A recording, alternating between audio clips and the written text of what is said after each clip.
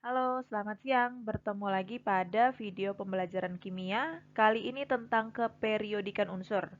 Melanjutkan apa yang kita pelajari kemarin, hari ini kita akan membahas tentang pengertian dari istilah blok, golongan, dan periode.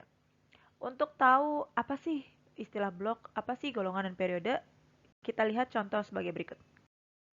Jika kita disuruh menentukan konfigurasi elektron dari 15P, maka kita akan menemukan jawaban seperti ini, yaitu 1s2, 2s2, 2p6, 3s2, 3p3. Jika kita perhatikan di sini, maka orbital terakhir dari 15P adalah orbital P. Maka kita bilang 15P berada pada blok P. Contoh ketiga untuk 26Fe, konfigurasi elektronnya adalah 1s2, 2s2, 2p6, 3s2, 3p6, 4s2, dan 3d6. Orbital terakhir pada 26Fe adalah orbital D. Maka 26Fe masuk ke dalam blok D. Betul sekali. Lalu apa pengertian dari blok dan bagaimana cara menentukan blok sebuah unsur? Berarti kalian sudah tahu ya, tinggal dikonfigurasi dan lihat orbital terakhirnya.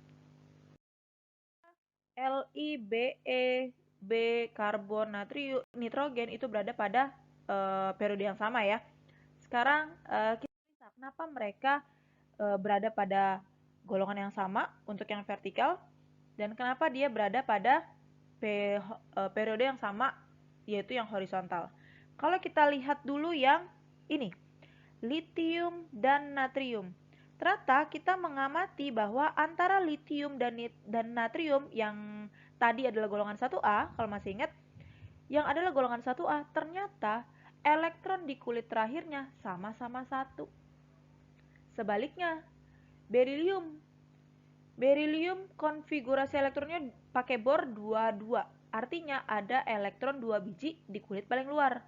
Sama halnya dengan magnesium. Di kulit paling luar elektronnya juga 2. Jadi, berilium dan magnesium ada kesamaan, yaitu elektron di kulit paling terakhirnya adalah 2 elektron. Sementara litium dan sodium atau natrium sama, punya kemiripan, yaitu elektron di kulit terakhirnya berjumlah 1 elektron. Nah, selanjutnya kita akan mengenal jumlah elektron di kulit terluar itu dengan sebutan elektron valensi.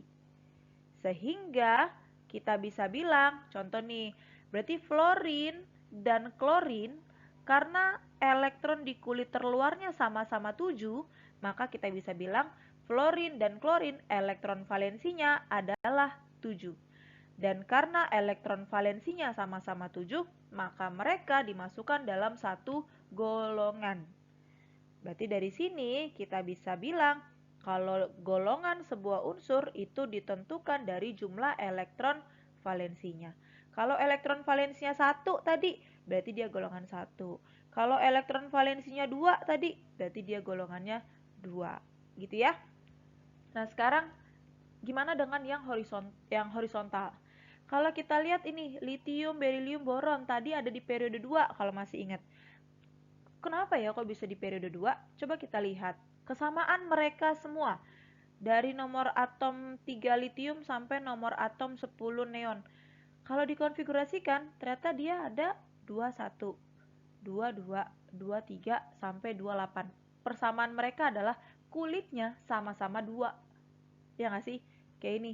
Kulit pertama isinya 2, kulit kedua isinya 1. Kalau yang neon, kulit pertama isinya 2, kulit pertama isinya 2, kulit kedua isinya 8 elektron. Persamaannya adalah kulitnya sama. Jadi, kita bisa bilang kenapa litium dan neon berada di periode yang sama? Karena jumlah kulitnya sama. Nah, sekarang kalau dia kulitnya 2, artinya dia periodenya 2. Jadi kalau untuk sodium, magnesium, aluminium sampai argon, kalau kita lihat kulitnya ada 3 nih. 1, 2, 3. Ya kan? 1, 2, 3. 1, 2, 3. Kalau kulitnya ada 3, berarti termasuk golongan 3. Semoga paham sampai sini ya. Nah, dari sini berarti kita bisa lumayan ada peta nih. Bahwa kalau untuk menentukan blok, kita tadi lihat dari yang orbital yang paling terakhir ya. Contoh, kalau ibaratnya kita punya 11Na, kan konfigurasinya 1s2, 2s2, 2p6, 3s1. Karena orbital terakhirnya orbital s, maka dia masuk ke dalam golongan s, gitu ya. Kemudian, karena ini kan kulit paling luarnya 3, kulit 1, kulit 2, nih ada kulit 3. Kalau kulit 3 berarti dia ada di periode 3. Nah, ya kan? Na ada di periode 3. Na ada di periode 3 nih. Kemudian nih di kulit ketiga ada satu elektron. Karena ada satu elektron di kulit ketiga berarti dia elektron valensinya 1. Karena elektron valensinya 1, maka dia ada di golongan 1. Gitu. Oke, kita ulang lagi ya. Coba kalau sekarang saya mau yang ini. 7N. Konfigurasi elektronnya 7N adalah 1s2, 2s2, 2p3. Karena orbital orbital terakhirnya adalah p, maka n termasuk golongan p, gitu ya. Nah, sekarang kita lihat ini kulit 1 ada 2 elektron. Ini kulit 2 nih. Berarti kulit paling luarnya adalah kulit 2. Maka karena kulitnya paling luar adalah 2, maka nitrogen masuk ke dalam periode 2, ya kan? No, periode 2. Nitrogen masuk periode 2. Nah, sekarang kita cek elektron yang ada di kulit paling luarnya berapa? Kulit paling luar kan tadi ada 2 ya. Kulit paling luar kan tadi 2. Nah, kulit 2 ini punya S dengan elektron 2 biji dan punya P yang elektronnya 3 biji. Nah, di sini nih. Kita punya 2s2, jadi elektronnya 2. 2p3, elektronnya 3. Nah, jadi elektron yang ada di kulit paling luar, yaitu di 2s2 dan 2p3, itu berarti jumlah elektronnya 5 kan? Karena jumlah elektronnya 5, maka dia masuk ke dalam golongan 5. Gitu ya. Nah, cuman pertanyaannya sekarang, Miss, ini saya ngeliat kalau 1 ada 1A, ada 1B.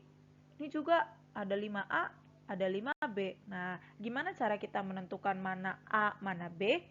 Kita akan lanjutkan. Kita akan lanjutkan dengan menghubungkan antara konfigurasi dan posisinya. Jadi di sini kamu akan belajar kapan dia 1A, kapan dia 1B. Gitu ya. Ada step yang harus dilakukan. Langkah pertama, kalau kamu mau nentuin letak sebuah unsur pada tabel periodik unsur, kamu harus buat dulu konfigurasi elektronnya. Dengan tahu konfigurasi elektron, kamu tahu, oh dia bloknya apa ya? Oh dia kulitnya yang paling luar apa ya? Atau periodenya? Oh dia jumlah elektron valensinya berapa ya? Dari situ kamu bisa tahu kan? Setelah itu baru deh yang terakhir kita tentuin. Ternyata ada loh aturan kapan dia golongan A, kapan dia golongan B. Kapan dia 1A, kapan dia 1B. Ternyata ada cara menentukannya. Contoh, tentukanlah blok, periode, dan golongan dari 11Na.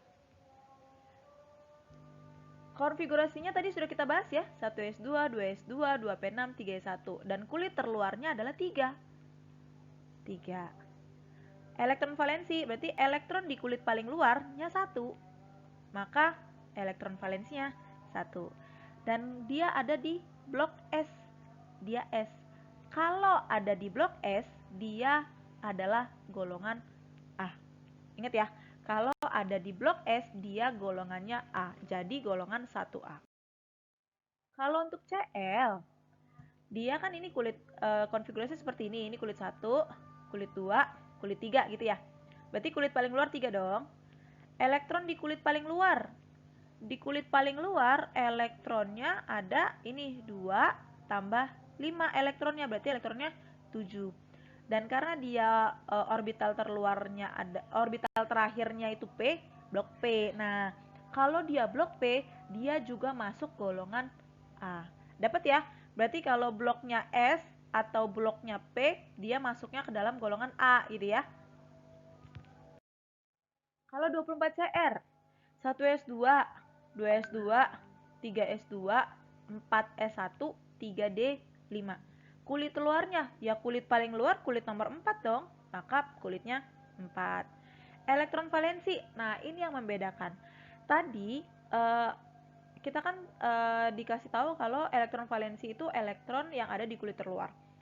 Jadi sebenarnya pengertian dari elektron valensi itu adalah elektron yang digunakan untuk berikatan.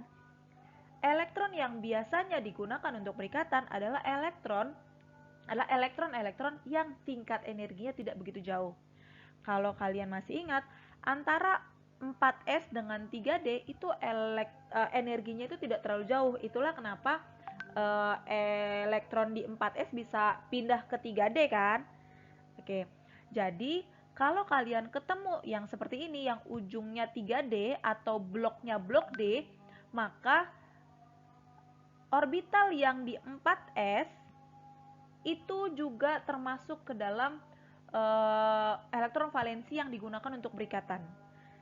Oke, jadi elektron valensi dari 24Cr adalah gabungan dari elektron yang ada di 4S1 dengan elektron yang ada di 3D. Jadi totalnya adalah 6. Nah, yang membedakan adalah kalau bloknya blok D, maka dia golongannya golongan B. Jadi di sini golongannya 6B. Gitu ya. Nah, sama kayak gini kalau 29Cu konfigurasinya seperti ini.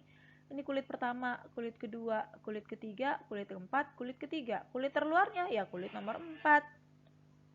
Elektron valensinya.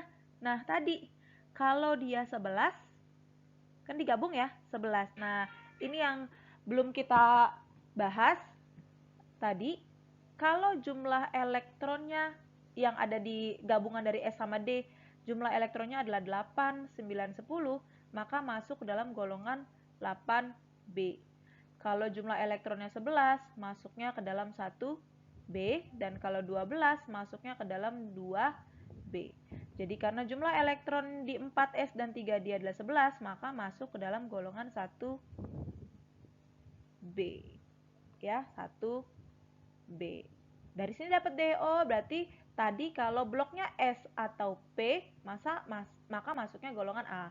Kalau bloknya blok D, maka masuknya golongan B, gitu ya. Nah, dapat deh seperti ini. Nih, kita cek yang tadi. Kalau jumlah elektronnya 8, 9, 10, itu masuknya ke dalam golongan 8B. Ini besok-besok kita pakai Romawi ya nulisnya. Nih, kalau 11 masuknya 1B, 12 masuknya 2B, gitu ya. Nah, ini ada yang ketinggalan nih. Ini yang ke bawah apa, Miss? Nah, kalau yang ke bawah ini namanya lantanida, golongan lantanida, bukan golongan A, bukan golongan B, tapi golongan lantanida. Kenapa? Karena senyawa-senyawa ini, nih, dari yang harusnya kan berurutan ya, kayak yang ini coba deh, 89, 39, 40 harusnya kan berurutan, tapi ini ternyata 57 sampai 72. Nah, 58 sampai 71-nya mana? Ternyata ada di sini. Kenapa mereka dipisahkan? Karena kalau dimasukin ke dalam, dilanjutin ke sini, ke golongan 4B, ke golongan 5B gitu, ternyata tidak memiliki kemiripan sifat. Jadi jangan dipaksakan. Ternyata golongan-golongan yang nomor atomnya 58 sampai 71 itu memiliki kemiripan sifat dengan unsur lantanida ini. Makanya dimasukkan ke dalam golongan lantanoida. Sama halnya dengan dengan aktinida. Ternyata ada unsur-unsur yang kalau diterusin gitu nomor atomnya 89, 90, ternyata tidak terjadi kemiripan sifat. Justru kemiripan sifatnya antara yang nomor atomnya 90 sampai 103 itu miripnya dengan unsur aktinida yang nomor atomnya 89. Maka mereka diplot lagi ke dalam golongan. Jadi kita dapat nih, ada golongan A, ada golongan B. Untuk golongan A itu ngomongnya golongan utama, kalau yang B ngomongnya golongan transisi. Nah, selain itu kita punya yang namanya lantanida dan aktinida. Bedanya apa? Kalau kita bloknya blok S dan P itu masuknya golongan A kan? Kalau bloknya blok D golongannya B. Nah, kalau lantanida atau aktinida itu masuk ke dalam blok F. Inilah laktanida dan aktinida. Oke, nah inilah polanya. Inilah polanya ya. Nah, kelihatan dong kalau ibaratnya dia golongan 1 atau golongan 2, kayak gini loh. Kayak 3S1, 3S2. Ya berarti periodenya ya jumlah N-nya atau jumlah kulitnya. Tapi kalau yang di B, kalau kalian nggak tadi 4S2, 3D6 gitu. Nah, dari sini seandainya ini N, maka yang ini berarti N-1 dong. Nah, jadi seperti ini. N-. Jadi ini N-1. Dan karena ini 2 ditambah 6, maka sama dengan 8. Karena dia blok D, maka 8-nya 8B. Gitu. Oke, sekian. Jangan lupa untuk tekun. Jangan malu bertanya kalau emang tidak paham. Intinya tuh disiplin. Kalau emang nggak ngerti, coba coba diulang lagi, dan intinya berlatih. Kan practice make perfect. Oke, terima kasih.